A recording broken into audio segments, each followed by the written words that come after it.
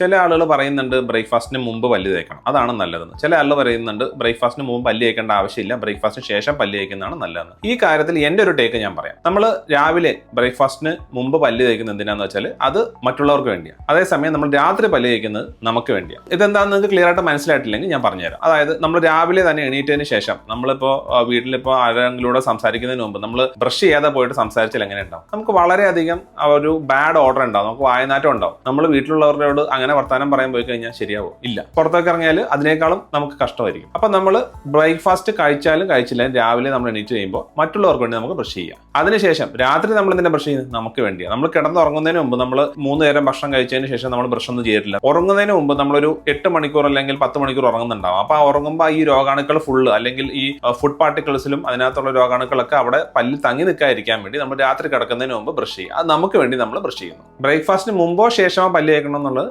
നിങ്ങളുടെ തീരുമാനമാണ്. പക്ഷെ എന്റെ അഭിപ്രായത്തിൽ എപ്പോൾ പല്ല് തേച്ചാലും കുഴപ്പമില്ല, പക്ഷെ രാവിലെ പല്ല് തേക്കണം.